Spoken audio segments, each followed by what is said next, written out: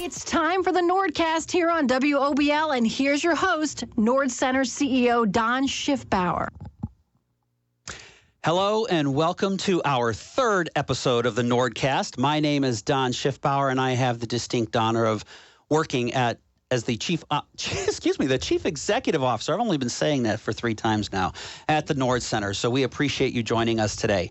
For those of you that are not familiar with our agency, the Nord Center is a nonprofit community behavioral health headquartered in Lorain, Ohio. We are the largest provider of behavioral health services in Lorain County. We also have a footprint in Huron County, right across from Fisher-Titus Hospital. It does not matter where you're from. Anyone can receive services from our team of skilled clinicians, regardless of their ability to pay. And we have 5 core programs at our agencies. That includes adult behavioral health, crisis services, sexual assault services, including rape crisis for both adults and children, residential services, and child and adolescent behavioral health services. Well, we are very excited this month because we are recognizing May as Mental Health Awareness Month. And if that were not enough, this week marks Children's Mental Health Week. The Nord Center has been serving children and adolescents since 2005.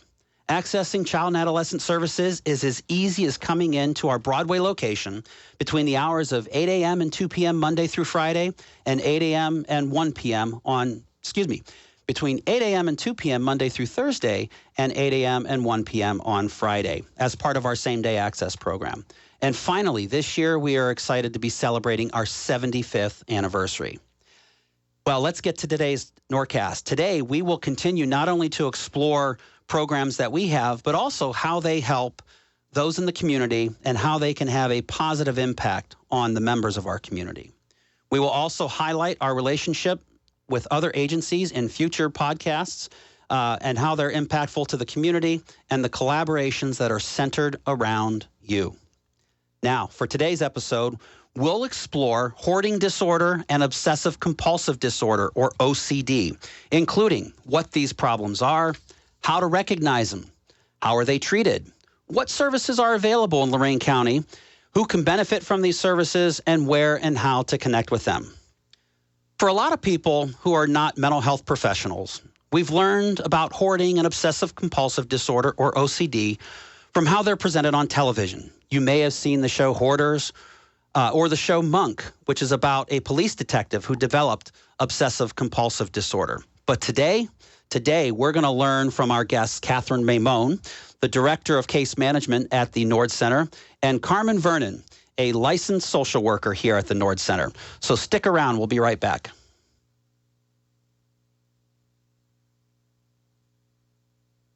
Need money for after-school and educational programs for your child? Qualifying families can receive $1,000 per child through Ohio's after-school child enrichment accounts. Funds received by a parent or guardian can be used on a number of educational activities, including tutoring, day camps and field trips, language and music lessons, and much more. You can find the full list of how funds can be spent and begin the process of receiving your educational account. Find out if your family qualifies by visiting aceohio.org today. Sponsored by the Ohio Department of Education, aired by OAB and this station. Get on board. The water is open. It's time to go boating and fishing and leave stress in our wake. Feel the wind as we ride and a fish on the line. Reel in our first catch and feel the sun at our backs. It's get out on the water season. It's time to get on board. Find out where to get on board near you. Visit Take Me Fishing and Discover Boating to learn more. And please recreate responsibly. Get on board. Get on board. It's 4 a.m., Monday, and you're literally sucking baby snot through a tube because she's congested. Man, that's love. And if you love her that much, love her enough to make sure she's buckled in the right car seat. To make sure your child's in the right seat for their age and size, visit nhtsa.gov/the right seat. Show them you love them. Keep them safe. Visit nhtsa.gov/the right seat. Brought to you by the National Highway Traffic Safety Administration and the Ad Council. Man, I love my kids so much. I once sat for 3 hours in the cold rain to watch her soccer team lose by 18 goals. I love my kids so much, I once used a tube to suck snot out of her stuffed nose at 3 a.m. You win. Love your kids? Love them enough to make sure they're in the right car seat. From toddlers to tweens, visit nhtsa.gov/the right seat to find the right seat for their age and size. Keep them safe. Visit nhtsa.gov/the right seat. Brought to you by the National Highway Traffic Safety Administration and the Ad Council. All right, we are back. Thank you for joining us again to do a deeper dive into the issues of hoarding and obsessive compulsive disorder. I'd like to welcome today's first guest, Carmen Vernon. Carmen, please take a little bit of time and tell us about yourself and why you chose the field of behavioral health. Yeah, thank you for that warm introduction. Again, my name is Carmen Vernon. I'm a licensed social worker. I, in another life, several years ago, was a fundraising consultant, and I switched careers because I wanted to do direct service work. I really felt unfulfilled doing that desk job. That's what brought me to grad school at Case Western, at the Mandel School, and that's then what brought me to the Nord Center. So that's a little bit about my story, and then my role at the Nord Center is I'm a counselor on the adult behavioral health team. And I had the privilege when I first started at the Nord Center to take over as the counselor for our hoarding program. So I am the go-to person for anyone who opts into hoarding treatment, and I have the privilege of, doing in-office work with them as well as in-home work with those clients. Awesome. Well, we're going to jump right into it. So why don't you start us off by telling us about what a hoarding disorder is and how do we recognize it as opposed to somebody that's just being messy or having a cluttered house? So hoarding disorder is a mental health condition, and it's given to people who acquire items excessively. And not only do they buy a lot of items or pick up a lot of items off of the side of the road, they also have a hard time saying goodbye to those items. It causes them a lot of emotional distress, that thought of getting rid of those things. And those two things together, as you can imagine, really leads to a home that you can't really use the way it was intended to be used. So if you think about hoarding at a more extreme level, there will be things stacked from floor to ceiling, very narrow walkways through the house. You're really not able to use the kitchen a lot of times. There might be health and safety risks where local authorities have to get involved. So hoarding disorder is a mental health condition, right? It's something is impairing your day-to-day functioning. You're not able to use your home anymore. So just looking at a house and seeing that it's cluttered doesn't necessarily mean that somebody might be suffering from a hoarding disorder. So along that line, what if someone like myself, who likes to be helpful, wants to just go in and clean the place up when my relative or friend leaves? What I'm hearing is that might not be the best thing to do. No. So you definitely don't want to do that. You don't want to go in and get rid of things without them saying first, like, yeah, you have permission to get rid of my belongings. Because if you're going in and getting rid of things without permission, you're not addressing the root problem, right? So that behavior will probably start again, right? You'll go through all of that hard work of clearing out the house. And number one, you'll probably damage your relationship with that person. They're not going to be very happy with you. They're going to have a lot of stress from that. And then on top of that, they're going to fill the house back up. So thinking about when someone's suffering from hoarding disorder, when it starts out, it sounds like from what you've said that there are an extreme amounts of possessions and potentially even unclean, some might even say filthy conditions are sometimes symptoms of something else that's going on with the person. Yes. So there's a lot of factors that contribute to hoarding disorder. I like to tell my clients about the 4 bad guys when it comes to hoarding disorder. That's a framework I learned in a training I did. But the 4 bad guys tell us, how is this behavior maintained? And that's through the first bad guy, which is problems with executive functioning, including things like maybe decision-making is problematic for that person. Maybe they have problems with problem solving. The second bad guy is emotion dysregulation, problems with really intense and challenging emotions. The third bad guy is unhelpful thinking patterns. So people who hoard often assign meanings to items that aren't inherently there, which makes it harder to say goodbye. And then the fourth bad guy is waxing and waning motivation, which I'm sure listeners can relate to as humans. Sometimes we wake up, we're super motivated to do something. Other days we wake up and we're not. And treatment is a good way to get at all of those 4 bad guys, address them. I come into the home, we talk about plans for not bringing more things in and to get rid of things. And that in combination can really help maintain progress. So I hear going in and just cleaning the house is not the right thing to do. We heard about the 4 bad guys that are part of this issue. How can I, as a relative or a friend, approach somebody that I think might be having an issue with hoarding? So you'll want to do it in a supportive way. I hear a lot from people that loved ones, family members, friends are really argumentative with folks who hoard. They criticize them. And this will really build onto the shame the person is probably already feeling. And shame can be a barrier to even seeking treatment. You start to say, something's wrong with me. So you want to be supportive and show them you're alongside them in the process versus attacking, criticizing, because like I said earlier, it's a mental health condition. So much like a physical health condition where you go to see the doctor, a mental health condition really benefits from psychotherapy treatment. So a day-to-day person in your life, like a loved one, can't get at all the issues that need to be discussed, processed to really help the person work through this behavior. Carmen, I'll tell you what, what you talked about just now has to do with reducing stigma for mental health and approaching in a supportive, almost unconditional fashion, just like we would be supporting somebody that has high blood pressure or diabetes. Somebody that's diagnosed with this mental health condition does need a lot of support and unconditional help.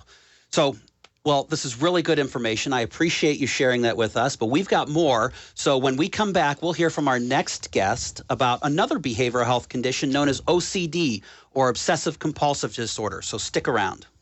May is Arthritis Awareness Month, but the Arthritis Foundation fights for people with arthritis all year long with life-changing solutions and medical research while giving people ways to connect and break down barriers to care.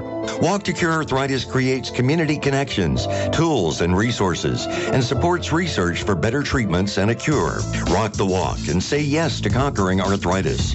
Register now at walktocurearthritis.org. Sponsored by the Arthritis Foundation, Inc.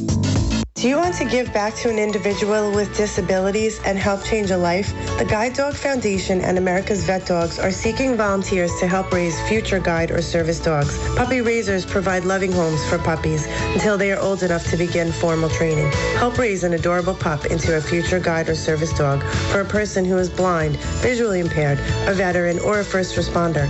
Visit puppy.guidedog.org to learn more. That's guidedog.org.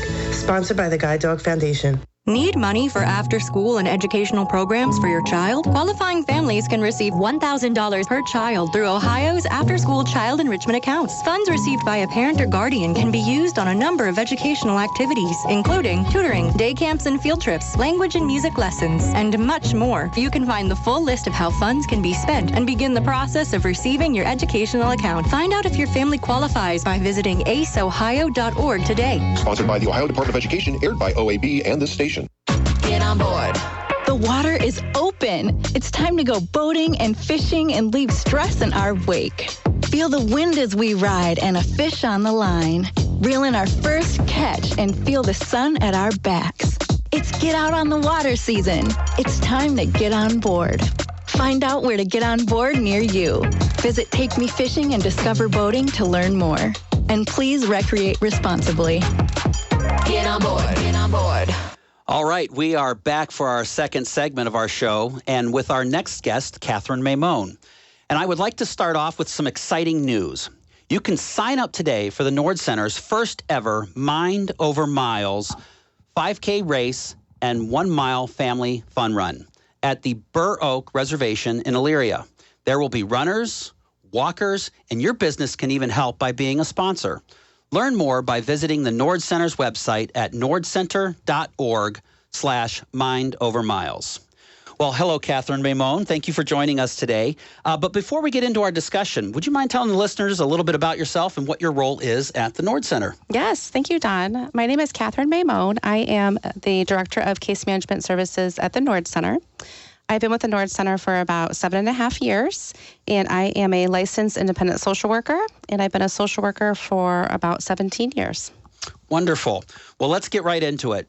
So we've explored a little bit about hoarding disorder, and thank you, Carmen, again, for giving us that valuable information. And we're going to get back to that towards the end of our podcast. But before we do, can you tell us a little bit about OCD, or obsessive compulsive disorder? Sure. Obsessive compulsive disorder is a mental health condition where individuals struggle with unwanted thoughts, behaviors, or urges, or what we call obsessions. And they provoke a lot of anxiety and distress in those individuals. So they will partake in rituals or compulsions to try to relieve some of that stress and anxiety. OCD can be difficult to diagnose at times because a lot of symptoms also appear in other mental health conditions such as depression or anxiety. And someone with OCD can also be diagnosed with another mental health disorder. We really want to pay attention to the symptoms and how they're interfering with someone's life. So if they're stopping them from being able to perform things at work, maybe at school, home life, social life, that's really where it starts to become an issue. It's stopping them from being able to do the things they want to do in their daily life. Boy, and that's got to be incredibly frustrating to somebody that's suffering from OCD. Well, I'm a parent, as are some of our listeners that are listening. What if I think I see signs of obsessive compulsive disorder in my child or grandchild? So some signs of OCD in children or adolescents can be maybe repeated unwanted thoughts, such as, is the door locked? They have obsessive thoughts about germs. Maybe they are obsessively washing their hands, checking items. They're hoarding objects. They're repeating words or phrases to themselves or out loud. They're asking a lot of questions. Those are signs that maybe a child or an adolescent is struggling with OCD. You would want to talk with a professional, and that can also be a pediatrician or a primary care doctor or a licensed social worker, therapist, or psychologist as well. And as I mentioned at the top of the episode, there are a number of organizations within the county that provide services for child and adolescent behavioral health issues. And just to reiterate, us at the Nord Center, we do have same-day access for child, adolescents, and adults Monday through Friday, and you can find that at nordcenter.org. When an adult or child seeks treatment for obsessive compulsive disorder, what does that treatment look like? And can you describe it? So I'm a parent. My pediatrician has told me that my child is suffering from OCD. What are the next steps from the time that I take my child to a behavioral health specialist to treatment and then ongoing care? Sure. So usually you will be working with a licensed professional. That could be, again, a social worker, a licensed counselor, maybe a psychologist, and they're most likely going to be using CBT techniques or cognitive behavioral therapy techniques. They are going to work with the child or adult to focus in on the connections between their thoughts, behaviors, and actions, and really start to understand some of their obsessions and try and reduce their compulsions or the rituals they're performing to reduce some of that anxiety that they're experiencing. In some cases, if the symptoms are severe enough, an individual might also be prescribed medication, and that can kind of help decrease some of those more severe symptoms initially, allowing you to focus on other aspects of treatment as well. And some therapists also use what they call exposure therapy. So it's gradually exposing you to a feared object or obsession over time, and then learning how to react without having to partake in that ritual or that behavior to reduce the anxiety. You brought up a very important part of treatment, which has to do with medications. And I think we talked about stigma earlier in the episode. And I think there is still a stigma associated with people being on behavioral health medications. But nobody thinks twice about taking a blood pressure pill or an insulin injection. And having a medication regimen to treat disorders such as obsessive compulsive disorder or a number of other behavioral health is just one piece of the puzzle towards a successful recovery and coping. So when a person with a disorder like this, it can be very debilitating. It can be very frustrating, I imagine. Is there recovery from it? And what does that look like? And how long does it take? Yes, definitely. OCD is a very treatable disorder. It can take anywhere from 3 months, maybe to a year, just depending on the severity of the symptoms, what maybe is going on in that individual's life, how many stressors they're currently facing, and also if they're diagnosed with another mental health disorder.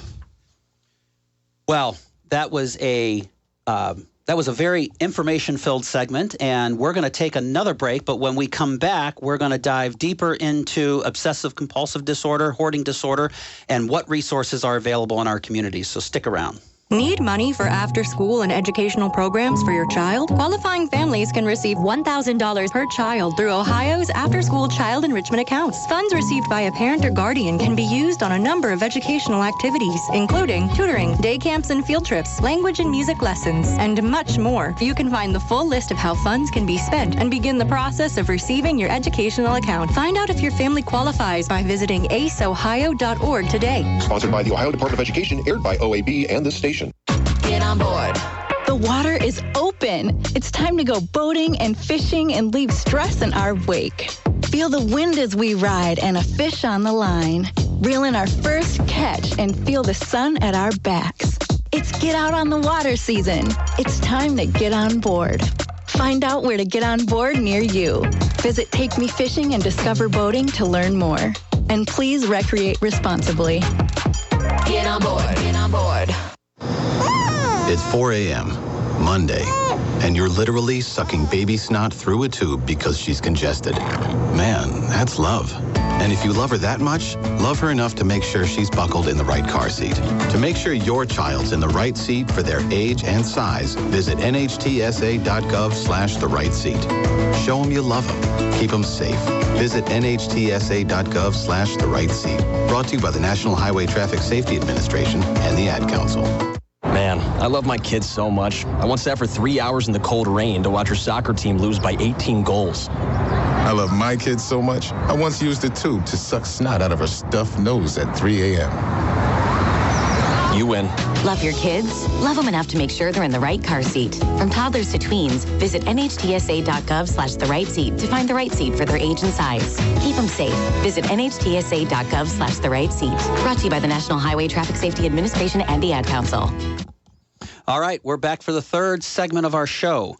And before we get back into it, did you know that the Nord Center employs over 275 people to carry out its mental health mission and work in our community? We've got a terrific team, and we're often looking for new team members. There's a wide variety of positions available, which you can see by visiting our website, nordcenter.org/careers. You can even apply online. And some of our programs are 24/7, and these positions tend to offer schedules on a variety of shifts. So again, we are fortunate to have both Kathryn Maimone, Director of Case Management at the Nord Center, and Carmen Vernon, a licensed social worker, to help us shed some light on behavioral health services available to the people with hoarding disorder and OCD, or obsessive compulsive disorder, in our Lorain County community. So let's dive right back into some more questions. Carmen, tell me about the services available for people with hoarding disorder in Lorain County. I understand that they are offered collaboratively, not only with the Nord Center, but also in cooperation with the Lorain County Public Health Department. Mm-hmm. So if people want treatment for hoarding disorder, they can always come down to the Nord Center, right? I'm the hoarding clinician. We can do psychotherapy treatment for that. You're right. We do work collaboratively with the health department, which is really nice. So that works one of two ways. Sometimes the health department gets a call, a referral for someone in the community, and then they'll loop Kathryn in, and we might go out to the home together. Or it might be the reverse. Someone walks into the Nord Center for one of our assessments. They're looped to me for hoarding treatment, and then we can, loop in the health department if we want to. And going out to the home together collaboratively is nice because we can do a two-pronged approach. So, the Nord Center representative there can introduce the client to what is hoarding treatment, what are the benefits of hoarding treatment, what are some community resources you might want to tap into, and then the health department can be there to talk about, okay, what are some health and safety risks we might, or concerns we might have with your home. Let's talk about resources for cleanup when you're ready for that stage. And then they can also really encourage that person to say, hey, the Nord Center is pretty cool. Like, you might want to consider engaging in treatment. So we can talk about the benefits, and then they can encourage. Yeah, that's great. And I think it's important to know that it's a multidisciplinary collaborative approach. And it's almost like a Lorain County Hoarding Task Force made up of not only the Nord Center, but our colleagues over at Lorain County Public Health. But you also work closely with local municipality resources because oftentimes these people with hoarding disorders, these situations are identified by community members. So thanks for that information. Kathryn, back to you. How about services available for obsessive compulsive disorder within our community? Sure. So if someone is identifying the symptoms that we mentioned earlier today, it's really important to link with a trained mental health professional, and they will really work with them on identifying some of those thoughts and behaviors and working with them to decrease the anxiety that they're experiencing in their daily life. Like we mentioned before, medication is also something that is suggested for maybe more severe symptoms, and a prescriber, which would be a psychiatrist or a nurse practitioner, can prescribe medication along with the therapy to really reduce some of those more severe symptoms. So I know a lot of people out there, and you mentioned medication therapy. I talked a little bit about it in our previous segment, but they may be reluctant to take medications, not only just behavioral health medications, but I was talking to a colleague earlier that didn't want to take any cold medication. What are some of the benefits of taking medication in conjunction with psychotherapy or other types of treatment for either OCD or, Carmen, back to you, for hoarding disorder? Sure. So again, when you are really struggling with the more severe symptoms that are stopping you from being able to finish your work or go to school, if you're a younger child, maybe doing your chores or your bedtime routine, medications can be prescribed to adults and children. It's really important to remember that they might not start working immediately, that it could take a few weeks or months until you really see full relief of the more severe symptoms. And to really have an open conversation with your prescriber and to feel comfortable telling them about what you're feeling, what you're noticing, if there's any side effects, and to be open to maybe trying a different medication if that one isn't working for you, because every person is different. And for what works for one person might not work for the other person. So I know you were talking about, medication related to obsessive compulsive disorder.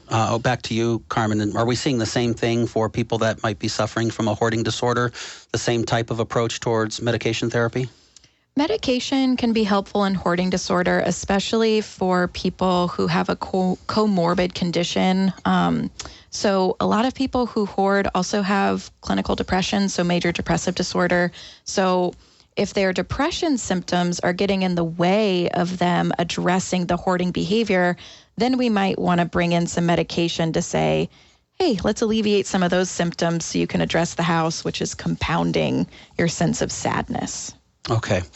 Well, we're almost at the end of our podcast, but we talked a little bit during the break about obsessive compulsive disorder and what some people might consider type A personalities. And I think the question is not what's the difference between the two, but what are some symptoms? When should somebody say something? Either recognizing the symptoms on their own, or if I'm a family member that might be seeing signs or symptoms of obsessive compulsive disorder. Sure. So type A personality can be, you can see signs of that coming out in OCD. So when you're talking about children or adolescents, you really want to think about how is it interfering with their functioning? Are they having a hard time finishing their schoolwork? Maybe if a parent is hesitant to talk to a mental health professional at first, you can always talk to your pediatrician or their primary care doctor. And then the same for adults. Again, similar with type A personality, you're going to see a lot of traits, but it's really how it's interfering with your daily functioning. If you're late to work because you're checking and rechecking and it's taking a very long time to leave the home. And just being open to, if it's the doctor you feel more comfortable with that you've known for a few years, and then they can link you with a mental health professional, whoever you feel comfortable with most initially talking to. So having a good relationship with your healthcare provider is important. Well, thank you very much, Carmen and Kathryn, for joining us today. The half hour has flown by. At the Nord Center, our mission is to engage people in the community to achieve mental and emotional health through treatment, prevention, and advocacy. We accomplish that by sharing the importance of mental health and the services available, not only at our organization, but from other agencies within our community. I appreciate you and thank you for listening. And until next time, be well. The proceeding was a paid informational program. The views and opinions expressed were not necessarily those of the staff, management, or advertisers of WOBL Radio.